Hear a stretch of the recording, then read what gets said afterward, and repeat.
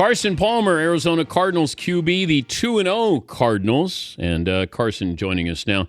Let me start with the toughest part off-season when you were rehabbing that knee surgery. What was the toughest part?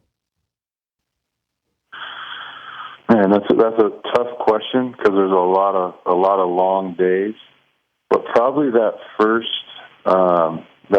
month and a half to 2 months post-operation where you're starting from the bottom. You're doing these little leg lifts. You're stepping up on small boxes, reteaching your knee how to lift and how to put pressure on it. Just the monotony of those first couple months of hours and hours and hours of doing the most simple athletic type of movements when your whole life you've been sprinting around, running, dropping back, and doing all that. Really teaching yourself kind of how to walk again. How do you not get depressed? Life's too good to get depressed. I mean, it's just part of the deal. Surgeries happen, injuries happen. Some off seasons you're playing golf and working out. Some off seasons you're rehabbing surgeries. It is what it is. It comes with the territory. You're prepared, and if you do have to go through with a surgery and a rehab, you go through with it and you attack it and you get through it. What's the one physical trait that you have to be great? Confidence. I think a lot of playing this position in the NFL is confidence. And you're gonna take your licks. You're gonna throw bad passes. You're gonna misread things. You're gonna overthrow, underthrow. But you got to have confidence to come back the next play and redirect the protection, get everybody on the right page, and fit a ball through a really tight window and move on to the next play. Is overconfidence a good thing? I don't know if it's a good thing. I think not taking yourself too seriously is something you need to avoid. That kind of catches a lot of people. And overconfidence at times can maybe make you a little too aggressive and not cut your losses short, and as opposed to hanging in the pocket, making a couple guys miss, and just chucking one downfield because you feel like you can get it off. Maybe having a little too much confidence might get you in trouble sometimes, where you should just take the check down and move on. Is there a difference between old and football old? Oh, no doubt. No doubt. I mean, old, when I think of old, I think of grandparents. Football old and quarterback old is late 30s. But don't you move around like your grandparents when you get in your late 30s? No, I can still move with the young guys. What do you like on Monday morning, though? Monday mornings are tough. I think the biggest adjustment as you get past 10 years in the NFL is how Wednesdays and Thursdays feel. I think everybody's sore Monday and Tuesday, and the young guys recover and are ready to rock and roll on Wednesday. For me, I'm at a point where it kind of takes me till Thursday afternoon to really start feeling like I've recovered from the game.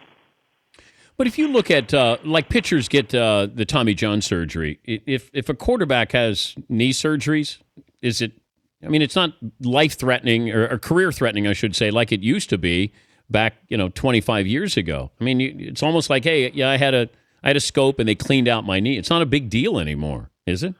It's not even like it was 10 years ago. I did one in 2006, and now I did one in 2014. And, when I went in the first time, I was in the hospital for 4 days and, laid up in bed and recovering. And this time I woke up at 7 a.m., and I was back home in my own bed by noon after the knee surgery. So just in the last 10 years, the game has really changed. He's Carson Palmer, the Cardinals quarterback, joining us Dan Patrick's show. They got the Niners coming up this weekend. Best defensive player you've faced? Ooh. I got to say, back in the day, playing against Polamalu and Ed Reed, they were both so unique. Different players, but just great players. Great.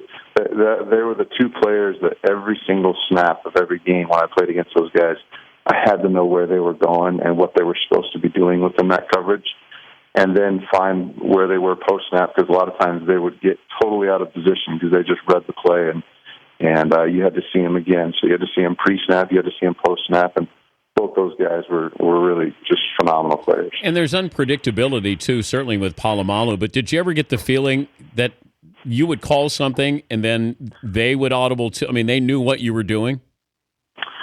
I got that feeling, and I don't know if they ever audibled to change the defense, but they audibled what their responsibility was individually within the defense all the time. I mean, multiple times a game. Did you? If I said you could face a defense with J.J. Watt or face a defense with Darrelle Revis, what would you pick? Probably Revis, because you can just throw away from Revis. You can't drop back away from J.J. Watt. Does he yell? Like, do you hear guys yelling at you as they're trying to chase you down? No, you don't. I mean, you're so focused on so many different things. You're kind of oblivious to all the trash talk and what one guy may be saying to another guy. You never got into trash talking? No, I tried it early and I wasn't good at it. I realized that there definitely was a weakness of mine. I just kind of looked like an idiot. Some of the things I would say just made zero sense. So I stopped. I gave up early. Wait, give me an idea. If I say, hey, Palmer, I'm going to be here all day, man, bringing it all day, and then you'd say... No, I remember we were playing against the Steelers. I think it was one of my first games, and Joey Porter was just going off. And I tried to talk trash back to Joey Porter, and it's like, what are you doing? The guy outweighed me by 60 pounds and threw me around a couple times early in the game. And I don't know exactly what I said, but it didn't make a whole lot of sense. So that was it. That was about it for me. How would you know if you have a Super Bowl team? You don't.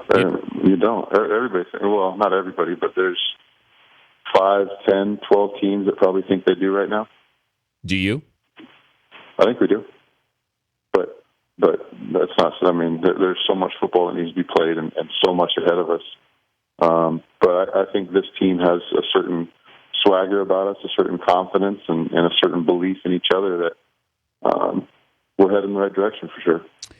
Larry Fitzgerald, now 32? 32, yeah. Yeah.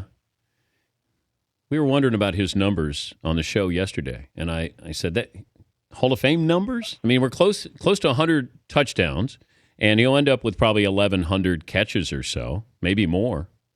Is he a Hall of Famer right now? Well, I absolutely think so. But Larry's got a lot of tread left in the tires, too. I mean, he's 32. He could play till he's 35 if he wants to.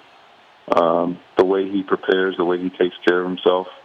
But there's no doubt in my mind. I mean, I know I don't get any votes, and I'm not a voter, but I would, if I had the opportunity, he's a first ballot guy for me, without question. And he's got a chip on his shoulder because we've sort of forgotten about Larry Fitzgerald with all these young receivers. You know, he's not that kind of guy. He doesn't worry about, if people are still thinking about him or what people think about him. He's so focused on winning. He's done he has all the records and like as you alluded to, the catches, the touchdowns, the receiving yards, and the first to a number of different things by age as he's gone on through his career.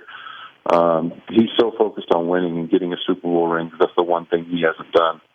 And I think that's solely where his focus and everything is headed for him this year. Before I let you go, I let my team, the Danettes, come up with one question for each guest. And their question is, do you know your longest career run? I don't. I would say 16-ish. Paulie, Carson Palmer's longest run is? 15 yards twice, 08 and 09. Yeah, you looked a lot faster back in 08 and 09. Really? Yeah, I think so. Can you beat that? Do you want to beat that this year? Yeah, I'd love to. Absolutely. It's kind of embarrassing, actually. So I'd absolutely like to beat that. Peyton Manning has a 33-yard run, Carson. See, that's what I'm saying. And I can run a little bit more than people give me credit for. So I'm going to see if I can do that this week. No, like you're an athlete. I mean, you're a true athlete. I ran pretty when I was coming out of the combine. I was a 4.7 guy. I might be a high 4.7 guy now. We'll leave it at that. But I'm going to be shooting for 16 yards against the Niners. That's your goal. 16 rushing yards. I love it. Hey, congrats for the good start. Always great to catch up with you, Carson. Thanks, Dan. You too. Take care. Carson Palmer,